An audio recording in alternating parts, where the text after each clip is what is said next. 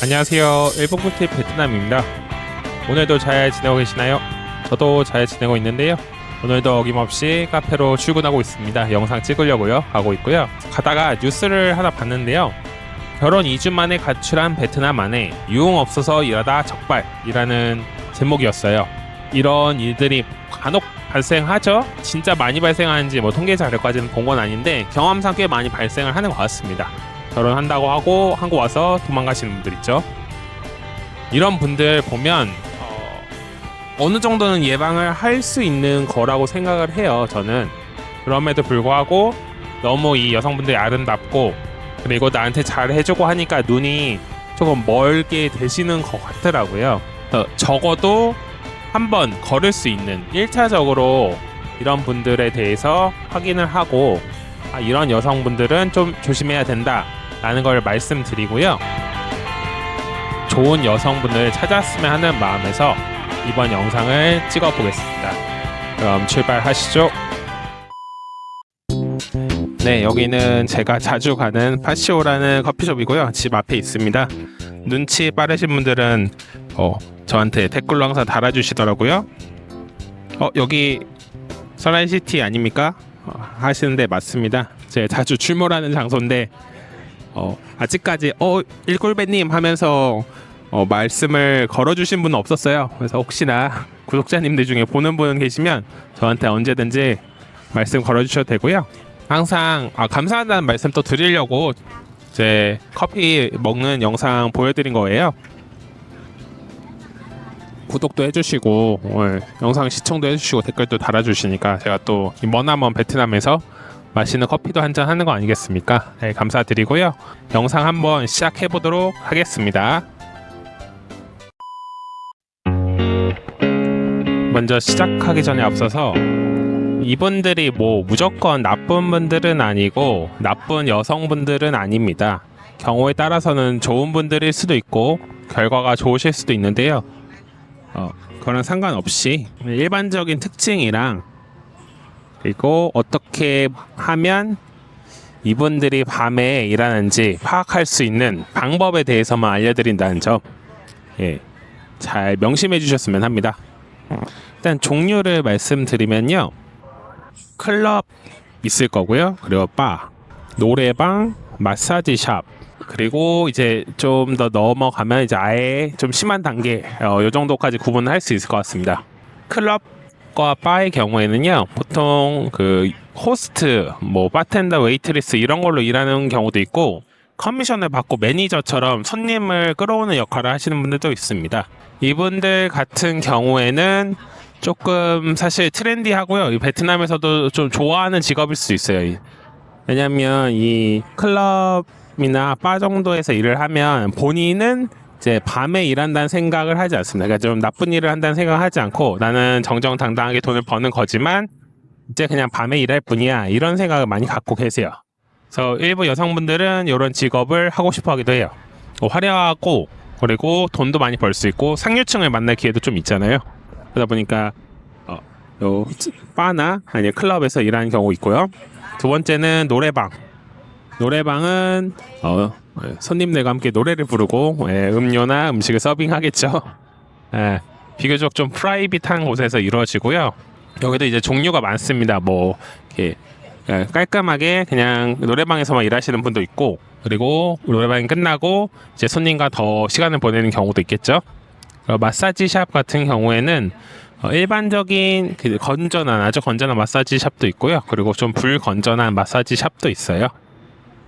그리고 이 외에도 완전히 이제 성매매 쪽에서 일을 하시는 분도 있을 것 같습니다. 먼저 이분들의 급여 수준에 대해서 한번 이야기를 해보자면요. 상당히 다양하긴 합니다. 사실 잘 버시는 분들은 우리 한국에서 일을 하시는 형님들 그리고 저랑 비슷한 동년배 분들보다도 돈을 많이 버는 경우도 있어요. 제가 이제 뇌피셜 주변의 이제 경험들을 종합해서 들어보면요. 정말 적게는 1,500만 동 정도에서부터 시작을 하는 것 같아요. 이제 커미션이나 손님한테 팁을 받는 거에 따라 다를 수는 있는데요. 기본적으로 바에서만 일을 해도 1,500만 동 정도는 받을 수 있습니다. 네, 기본급은 낮은 편이고요. 500만 동 정도 주는 곳도 있고 한 800에서 1000만 동 주는 경우도 있어요. 좀 잘 되는 곳은. 네, 이것보다는 팁이랑 커미션에 대해 의존을 많이 해요. 그래서 클럽을 가시면 클럽을 초대한다 누가 그러면 일단 초대해서 20% 정도를 이 클럽 매니저가 받습니다. 그래서 예를 들면 1000만 동을 썼다고 하면 200만 동을 가져가는 구조고요.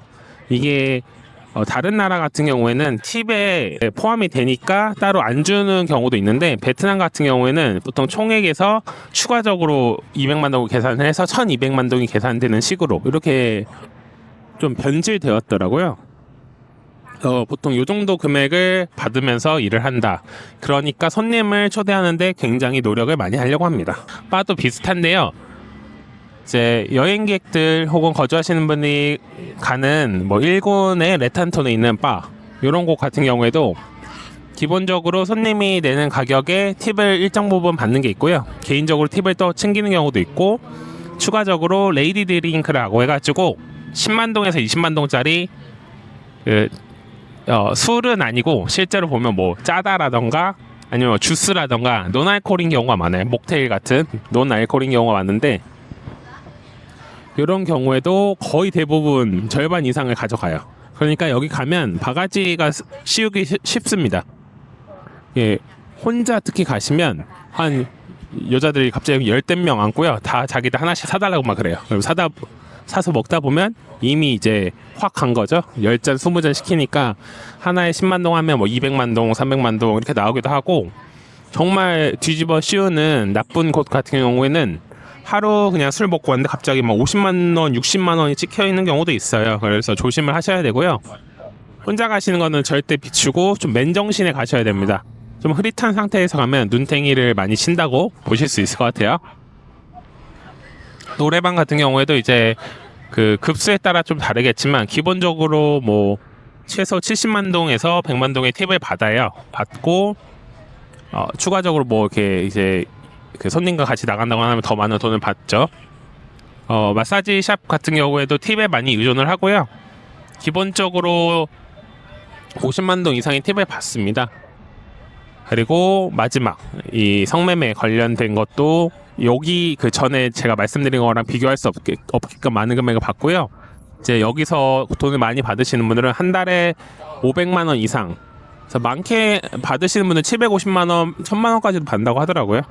이거는 뭐 극히 일부긴 하겠지만 그 정도로 현금으로 돈을 많이 버는 편입니다. 그래서 이렇게 돈을 많이 버는데 왜 밤에 일하시는 분을 만나지 마라라고 하신다면 뭐 할 말은 없지만요. 당연히 돈을 버는 만큼 또 돈을 쓰죠. 쓰고 아무래도 그 같은 조건에 있는데 일반적인 오전에 일어나서 일을 하고 그리고 저녁에 집에 돌아오는 삶이랑은 많이 다릅니다. 사람이 한번 큰 돈을 맛보면 그 전으로 돌아가기 굉장히 힘들잖아요. 역체감을 많이 느끼는데요. 여성들이 돈을 버는 건 더 심하다고 생각을 하고요.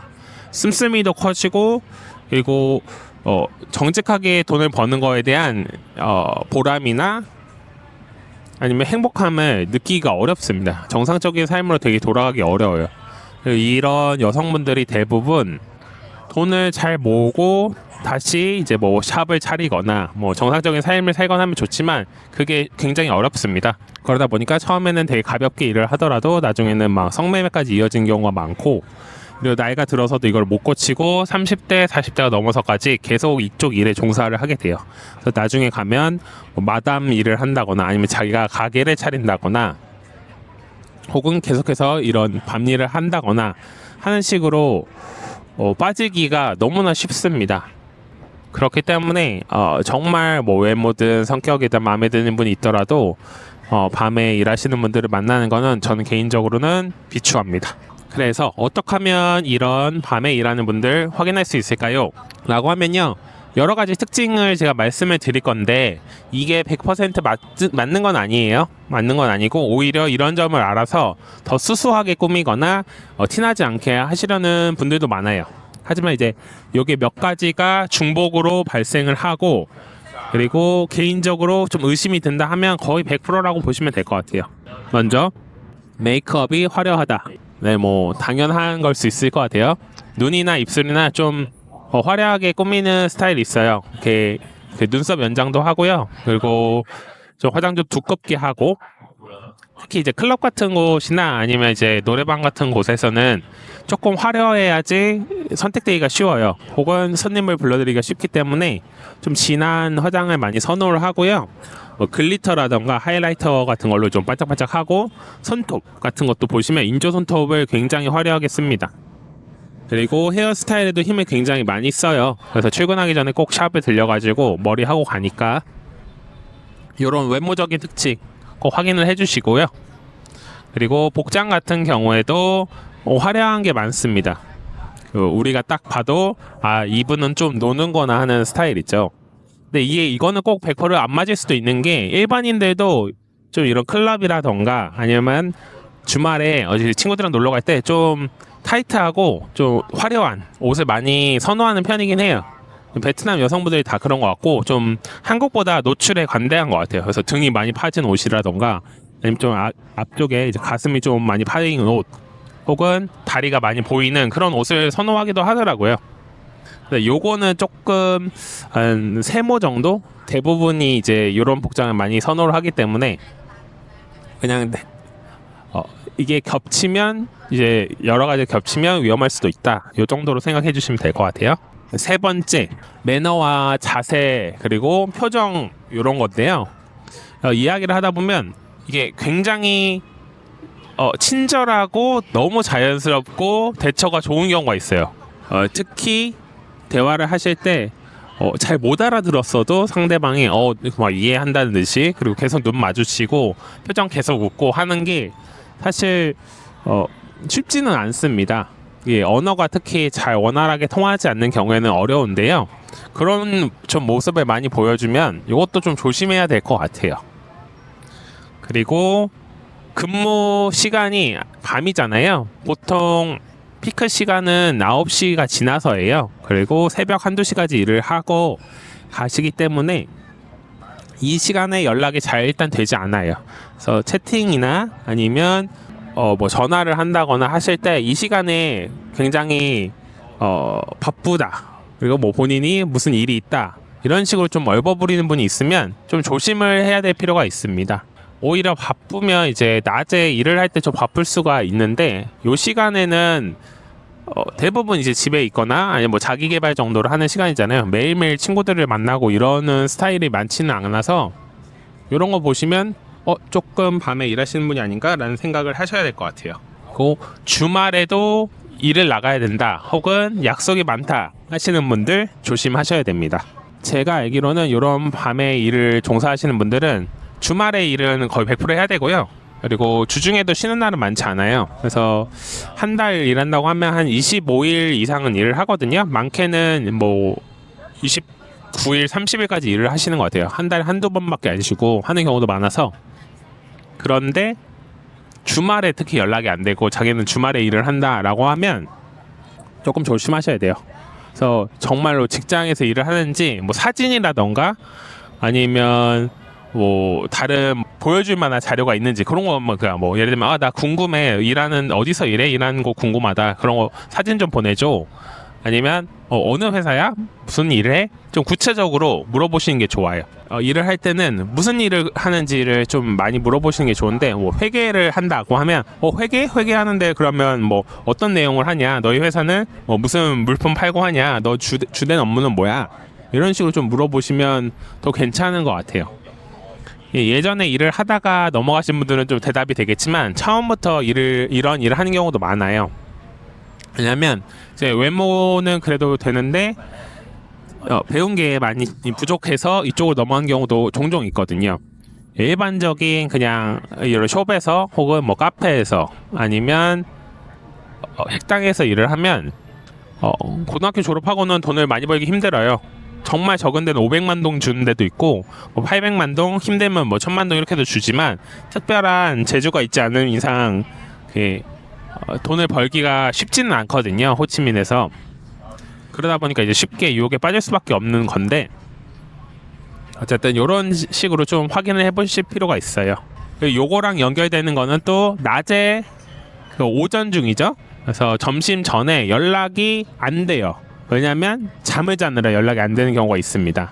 밤에 늦게까지 일을 하다 보니까 이제 집에 가면 보통 점심까지는 잠을 자고 일어나서 뭐 식사하고 준비하고 나오시거든요. 그러니까 이제 아주 낮에 9시에서 12시 사이에 연락을 했는데 자기가 자느라 뭐 못 받았다, 혹은 뭐 일이 너무 바빠서 오전에는 연락이 잘 안 된다, 이런 이야기를 하시는 분들은 많이 위험한 분들일 가능성이 높습니다. 마지막으로, 이거는 제가 막 누군가를 특정하거나 이럴 생각은 아닌데, 베트남도 이 밤에 일을 하시는 분들은 타투 있으신 분들 굉장히 많습니다. 작은 타투 정도는 괜찮은데요, 눈에 띄게 화려한 타투를 하시는 분들은 정상적인 근무 환경에서 일을 하기는 어렵습니다.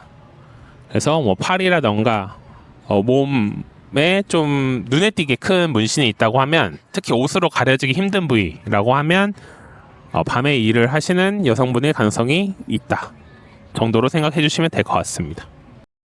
네, 오늘은 밤에 일하는 여성분들 판별하는 방법에 대해서 알아봤습니다.